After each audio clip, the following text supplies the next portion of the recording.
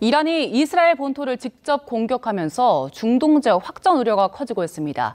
이스라엘의 보복 대응 여부가 가장 관건인데요. 이스라엘 상황을 전문가와 짚어보겠습니다. 주 이스라엘 대사 지내셨고요. 또 주 팔레스타인 대표를 역임하셨습니다.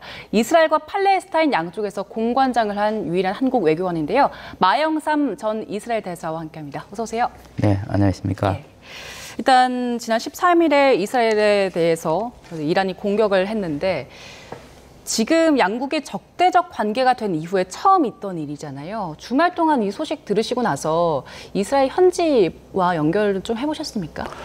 네, 요즘 이제 자주 이스라엘에 있는 저희들 옛날에 이제 동료라든가 그 친구 그리고 팔레스타인 쪽에 있었던 사람들하고도 연락을 하고 있습니다. 예. 지금 현재까지 이 상황은 상당히 긴장이 고조가 되어 있는 상태고. 주민들도 예전과는 달리 상당히 긴장을 하고 있습니다. 그래서 어저께 이제 공격에 있어서도 미리 이제 조기 경보가 울려서 사람들이 대피하고 이런 긴장된 상황을 그대로 유지하고 있는 것 같습니다. 예. 오늘 오전에 나온 최근 외신 보도 위주로 좀 상황을 짚어볼게요. 일단 지금 상황에서는 이스라엘이 확전 여부를 결정할 수 있는 열쇠를 쥔 셈인데 그 미국이랑 서방 당국자가 이르면 오늘 이스라엘이 대응에 나설 것이다 이런 보도가 나왔더라고요. 가능성에 대해서는 어떻게 보십니까? 네, 지금 현재 어저께 이란 측에서 이제 공격한 것을 보면은 상당히 신중하고 조율되고 제한적인 그런 공격을 했다고 평가할 수 있습니다. 예.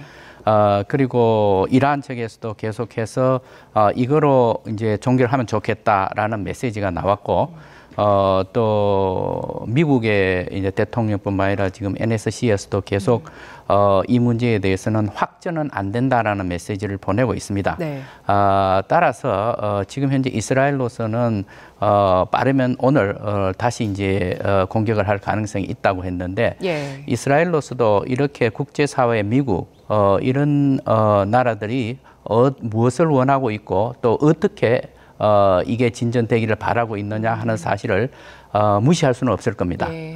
따라서 이스라엘 내부 사정도 있고 하기 때문에 만약에 공격을 한다고 한다면은 그것도 상당히 신중하게 하지 않을까. 그러나 일정한 규모는 예상이 되고 있습니다. 신중한 대응을 예상하셨는데 그 대통령도 이런 얘기를 했습니다. 이스라엘 대통령이 이란과 전쟁은 추구하지 않는다. 그렇지만 적절한 대응은 해야 한다고 했는데 적절한 대응이라는 게 어느 정도 선을 의미하는 걸까요?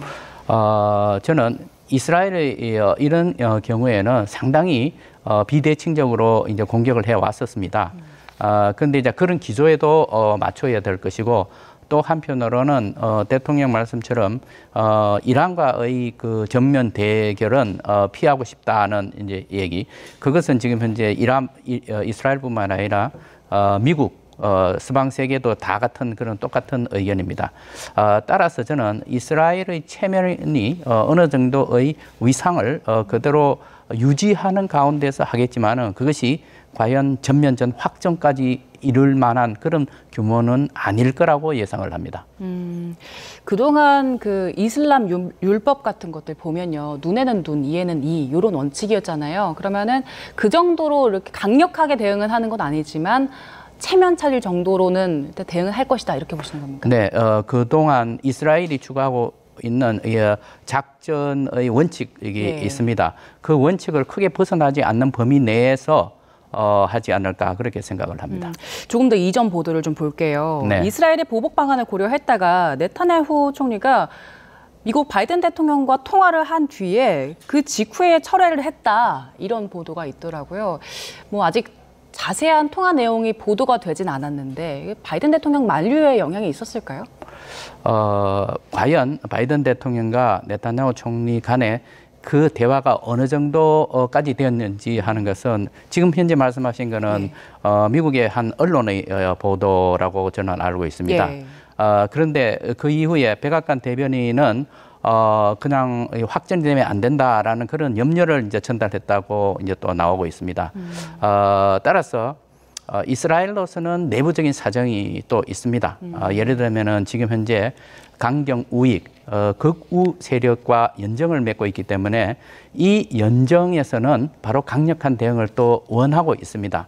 또 연정이 깨어지지 않으려면 또 네타냐후 총리로서도 정권을 연장시키기 위해서는 또 그 요구를 무시할 수가 없습니다. 그렇기 때문에 지금 현재 미국의 압력 그리고 이스라엘 내부의 문제 예. 이게 지금 현재 서로 얽혀 있는데 여기서 중요한 접점을 찾아내야 된다고 생각을 합니다. 네. 반면에 그 이스라엘 전시 강요 다수는 일단 이란 공습 보복에 대해서 찬성을 하고 있는 입장이라고 전해졌는데 방침은 구체적으로 확정이 되지 않았다고 합니다. 그 전시 내각 같은 경우에는 어떤 부분들을 고민한 걸까요? 네, 기본적으로 예. 전시 내각 그리고 현재의 그 내각에서는 일단 이미 시작된 하마스와의 전쟁에서 반드시 하마스 세력을 제거를 해서 승리를 해야 된다는 것이 가장 중요한 목표로 되어 있습니다. 그거와 관련해서 지금 현재 그 여태까지 보면은 시아 벨트 그러니까 저항의 축이라고 해서 이란이 지원하고 있는 그 시아 국가들의 이제 무장 단체들이 상당히 많이 이제 지원을 해 주었던 것입니다. 그렇기 때문에 이 문제는 제가 보기에는 이란이 여태까지 대리전을 하다가 지금 이제 이스라엘에 대한 직접적인 공격을 했는데 예. 그럼에도 불구하고 여러 가지 정황상 볼 때 그렇게 어려운 국면으로 갈 것 같지는 않습니다. 일단 확전될 우려는 그렇게 크지 않은 상황이다 이렇게 전망해주고 계신데 저희가 최근 상황을 좀 짚어밟고요. 원론적인 얘기로 가볼게요. 앞서 대리전 해왔다고 말씀해 주셨잖아요. 그 그림자 전쟁이라고 표현을 하던데 이란과 이스라엘이 그렇게 그림자 전쟁을 하다가 이번에는 왜 서로 본토 공격을 한 겁니까? 네, 실상 보면은 이번 작년 10월 7일 하마스 전쟁이 일어난 이후에도 이란이 상당히 신중한 입장을 채워왔었습니다. 그래서 대리 세력을 통해서 했었는데 4월 1일 날 예. 시리아에 있는 이란 영사관이 이제 폭격을 당했습니다. 예. 그래서 13명이 이제 사망을 했는데 그 부분을 놓고서 참 이란으로서는 아주 난처한 상황에 이제 처한 겁니다.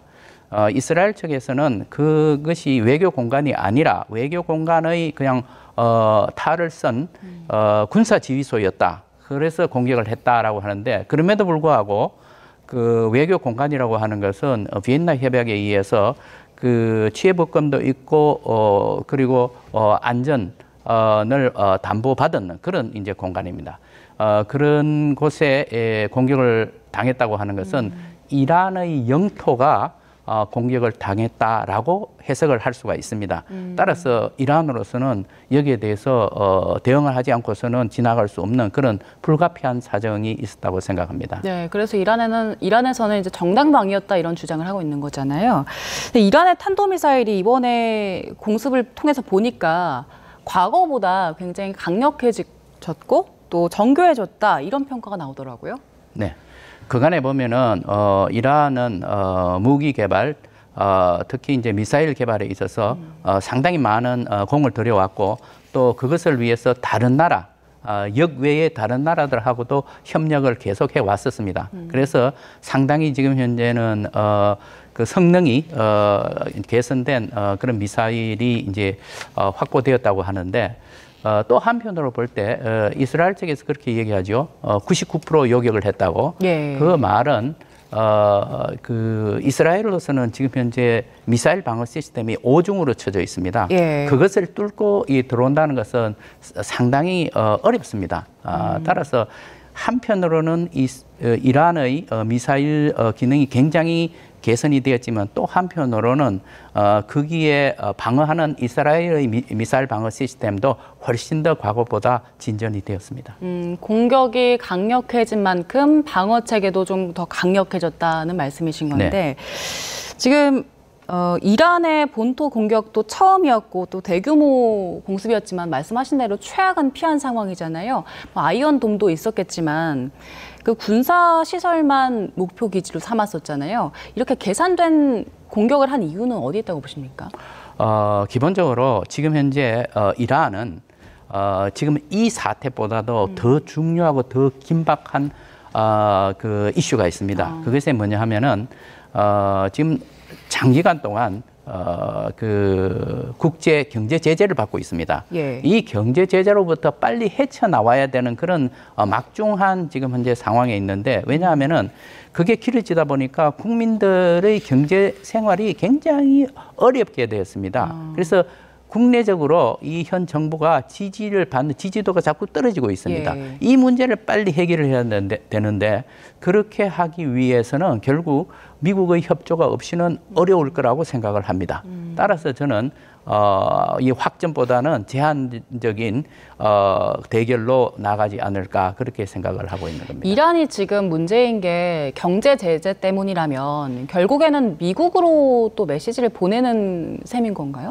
그렇습니다. 지금 이란이 이번 사태에 대해서 미국하고 제가 보기에는 상당히 공식 비공식적인 접촉이 이루어지고 있고 또 제3자를 통한 이제 소통도 계속을 하고 있으면서 예. 미국도 이란도 아마도 이 확전까지는 가면 안 된다라는 그런 공감대가 어느 정도 형성되어 있지 않나 생각을 합니다. 말씀하신 대로 지금 미국 이제 11월에 대선도 앞두고 있는 상황이고 확전을 굉장히 우려하고 있는 상황이잖아요. 미국에서 이번 이란 공습에 대해서 어떤 메시지를 낼까요?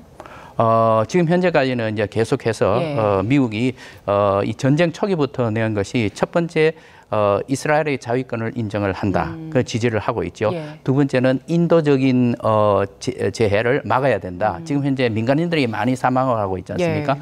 세 번째는 그 인질들 빨리 석방을 해야 된다. 그리고 전국적으로는 빨리 휴전, 항구적인 휴전을 해야 된다. 이런 이제 얘기들을 계속하고 있는데 그것이 미국의 대통령 선거하고 연계되어서 미국으로서는 그렇게밖에 할 수 없는 상황이 되어 있습니다. 이란 경제 제재에 대해서는 어떻게? 이란 경제 제재는 굉장히 복잡한 문제입니다. 이란이 여태까지 핵 개발을 하는 문제 때문에 경제 제재를 받고 있는데 그 문제에 대해서는 과거에 안보리 5국 플러스 독일 그리고 이란과의 협력을 통해서 2015년에 일단 핵협정을 체결을 했고 그게 트럼프 대통령이 와서 이제 파기를 한 겁니다. 그걸 다시 복원을 시켜야 되는 문제이기 때문에 그렇게 쉽지는 않습니다. 시간이 꽤 걸리는 일입니다. 예. 앞서 일단 이번 충돌이 확전으로까지 가지 않을 것이다라고 전망을 해주셨는데 5차 중동 전쟁으로 가는 게 아니냐 뭐 이런 우려들이 곳곳에서 나오긴 하더라고요. 만약에 그렇게 된다면 지금도 국제 시장들이 좀 영향을 받고 있잖아요. 우리나라 시장은 어떤 영향을 받을까요? 저는 우리나라 시장은 국제 시장에서 영향받는 것보다 훨씬 더 크다고 생각을 합니다.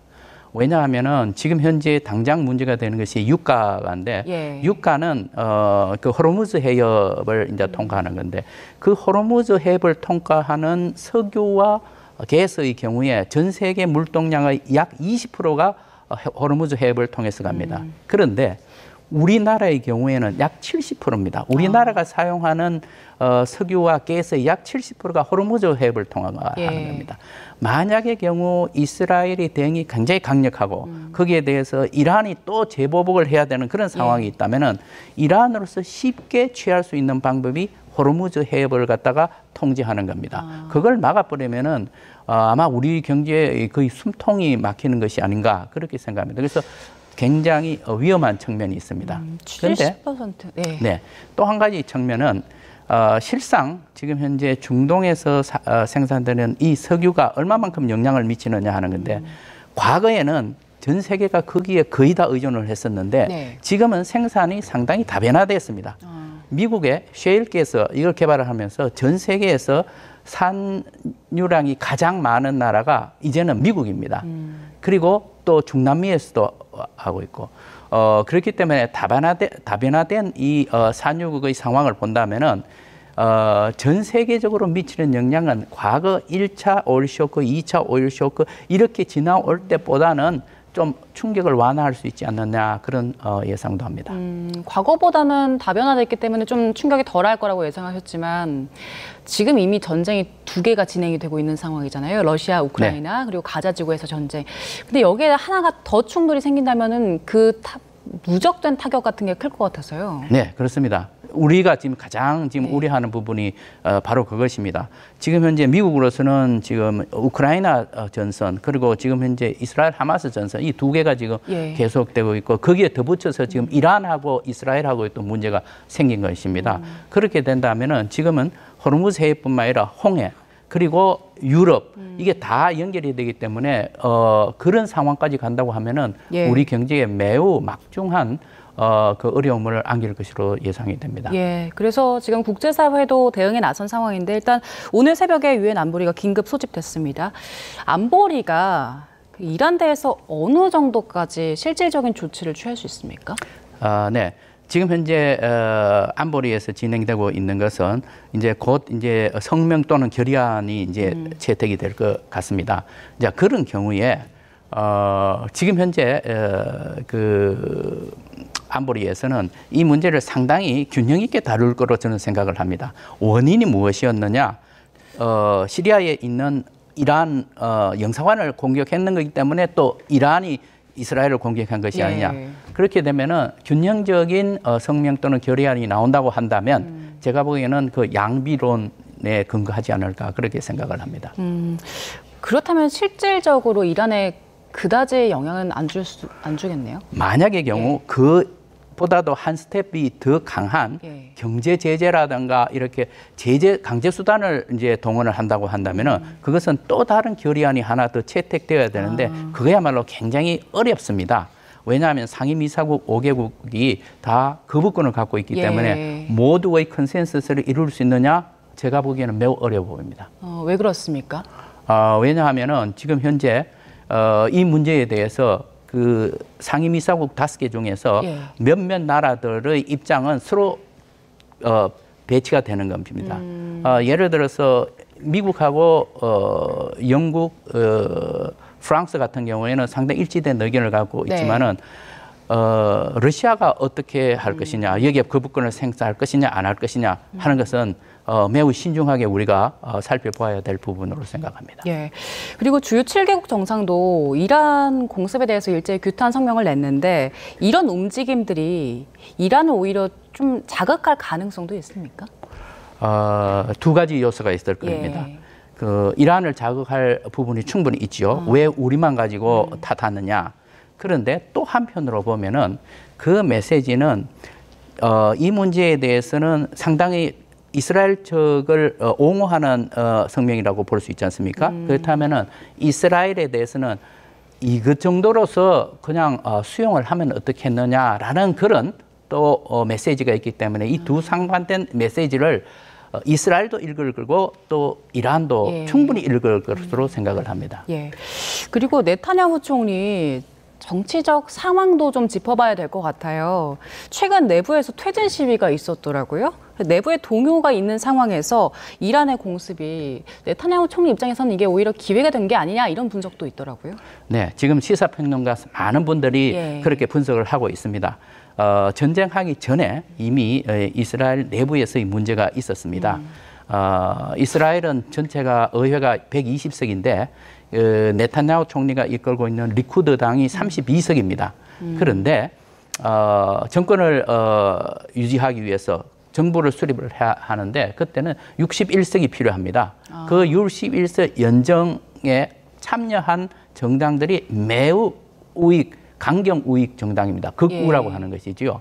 그렇기 때문에 그 당의 그 의사를 입장을 존중을 해야 되는 상황이고 그렇게 하지 않으면 금방 정권이 무너집니다.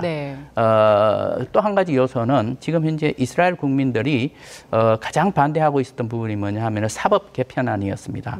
의회의 결정으로 사법부의 결정을 번복시킬 수 있다는 이런 사법 개혁안을 냈었는데 대다수의 국민들이 반대를 했습니다. 여기에 더불어서 지금 전쟁이 일어났는데 전쟁에 대해서 지금 현재 네타냐후 총리가 약속했던 거 하마스 완전 제거를 하겠다, 인질을 다 데리고 오겠다 했는데 거기에 대한 성과가 아직 불투명합니다. 따라서 이스라엘 국민들은 굉장히 불만이 많습니다. 전쟁이 끝나게 되는 시점이라면은 아마도 많은 시사평론가들이 네타냐후 총리가 정권을 유지하기는 어려울 것이다. 퇴진을 해야 될 것이다. 라는 데 대체로 의견이 모아지고 있습니다. 그렇다면 지금 설명해 주신 그 이스라엘 네타냐후 총리의 내부 정치적 상황으로 봤을 때 내부 통제를 위해서라도 네타냐후 총리가 이런 상황을 좀 활용할 가능성도 있을 수 있겠네요. 충분히 있다고들 그렇게들 평가를 하고 있습니다. 하지만 미국 그리고 국제사회, EU, UN 여기 이 나라들 그리고 또 아랍 국가들 예. 이런 나라들의 그 희망 사항 이걸 또 무시할 수도 없는 겁니다. 그래서 이스라엘로서는 굉장히 어려운 상황에 지금 처해 있고 앞으로 이게 확전이 되느냐 안 되느냐 하는 문제도 지금 거의 이스라엘의 손에 달려 있다고 봅니다. 그러나 다시 말씀드리지만은 제가 보기에는 이스라엘이 국제사회 특히 미국의 그 요구 조건을 다 무시하기는 어려울 걸로 생각이 됩니다. 예, 저희가 여러 가지 상황을 좀 골고루 짚어봤는데 앞으로 이란과 이스라엘 충돌 국면에서 가장 큰 고비는 어떤 게 될까요? 저는 이제 아주 임박했다고 봅니다. 지금 어제 이란이 이스라엘을 공격했는 데 대해서 이스라엘이 어떻게 대응하느냐 하는 게 가장 중요하게 보입니다. 그런데 그 대응을 할 때 설령 이제 재보복 공격을 한다 하는 경우에 어느 정도 수위로 하느냐 하는 걸 우리가 살펴봐야 될 것 같습니다. 그리고 만약의 경우 이 지금 현재 이란과 이스라엘 간의 그 대결 관계가 어느 정도 이게 잠잠해진다고 한다면 그 다음에는 우리의 그 시선은 다시 가자로 들어갈 겁니다. 가자의 라파에 이스라엘이 공격을 하겠다고 했는데 그 공격은 제가 보기에는 할 것 같습니다. 그런데 그 하는 시점 여기에서는 지금 미국의 요청으로 인도적인 보호 장치를 미리 마련을 해야 되는데 거기에 시간이 상당히 걸립니다. 제가 보기엔 최소한 한 달 이상이 걸릴 겁니다. 그렇다면은 준비를 해서 전쟁을 하고 전쟁이 끝나고 하는 이 시점은 매우 길 겁니다. 그럼에도 불구하고 라파 공격하는 그 시점이 또 하나의 변곡점이 될 수 있다고 봅니다. 예, 알겠습니다. 이란과 이스라엘의 충돌 상황 그리고 이스라엘이 과연 어떤 대응을 할 것인가 전망을 함께 해봤습니다. 마영삼 전 이스라엘 대사와 함께했습니다. 고맙습니다. 감사합니다.